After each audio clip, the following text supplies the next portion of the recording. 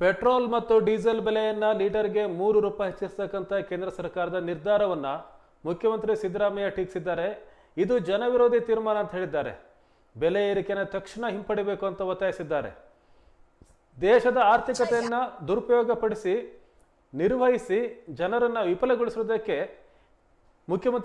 ಪ್ರಧಾನಮಂತ್ರಿ ನರೇಂದ್ರ ಮೋದಿಯನ್ನು ಟೀಕಿಸಿರ್ತಕ್ಕಂಥ ಮುಖ್ಯಮಂತ್ರಿಯವರು ನರೇಂದ್ರ ಮೋದಿ ಅವರು ತಕ್ಷಣ ರಾಜೀನಾಮೆ ಕೊಡಬೇಕು ಅಂತ ಸಹ ಒತ್ತಾಯ ಮಾಡಿದ್ದಾರೆ.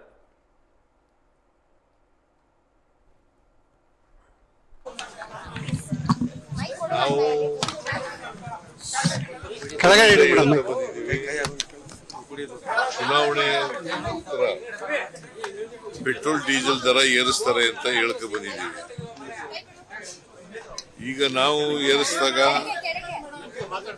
ಸ್ವಲ್ಪ ಏರಿಸಿದಾಗಲೂ ಕೂಡ ಬೇರೆ ರಾಜ್ಯಗಳಿಗಿಂತ ನಾವು ಕಡಿಮೆ ಇದ್ದೀವಿ, ಅದಕ್ಕೋಸ್ಕರ ಏರಿಸಿದೀವಿ ಅಂತಂದ್ರೂ ಕೂಡ ಬಿಜೆಪಿಯವರು ಟೀಕೆ ಮಾಡ್ತಾರೆ ನಮ್ಮ ಮೇಲೆ.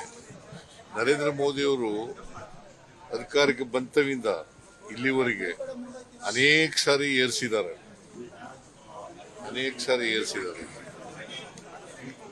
ಈಗಲೂ ಕೂಡ ಏರಿಸ್ತಾರೆ ಅಂತಕ್ಕಂಥದ್ದು ಗೊತ್ತಿತ್ತು, ನಮ್ಗೆ ಎಕ್ಸ್ಪೆಕ್ಟೇಷನ್ ಇತ್ತು, ಏರಿಸಿದ್ದಾರೆ.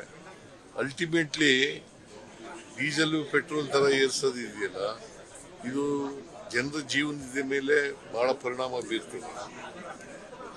ವಿಶೇಷವಾಗಿ ರೈತರು, ಕಾರ್ಮಿಕರು, ಬಡವರು, ಅವ್ರ ಮೇಲೆ ಬಹಳ, ಇವು ಬರೀ ಪೆಟ್ರೋಲ್ ಡೀಸೆಲ್ ಬಳಸೋರಿಂದಲೇ ಅಲ್ಲ. ಅದರಿಂದ ಇದನ್ನ ಖಂಡಿಸ್ತೇವೆ. ನರೇಂದ್ರ ಮೋದಿ ಅವರಿಗೆ ಈಗ ಏರಿಸಬೇಕಾದಂತ ಅಗತ್ಯ ಇರಲಿಲ್ಲ, ಅದನ್ನು ವಾಪಸ್ ತಗೋಬೇಕು ಅಂತ ಹೇಳಿ ಒತ್ತಾಯ ಮಾಡ್ತೇವೆ.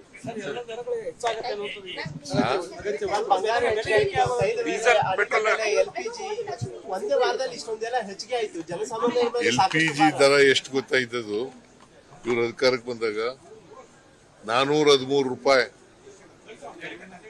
ಒಂದು LPGಗೆ, ಸಿಲಿಂಡರ್ಗೆ 413 ರೂಪಾಯಿ ಇತ್ತು.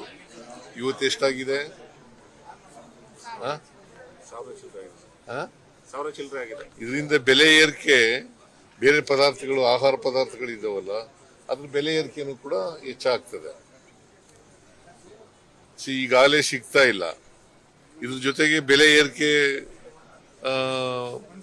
ಬರ್ಡನ್ ಆದ್ರೆ ಜನಜೀವನ ಅಸ್ತವ್ಯಸ್ತ ಆಗ್ತದೆ.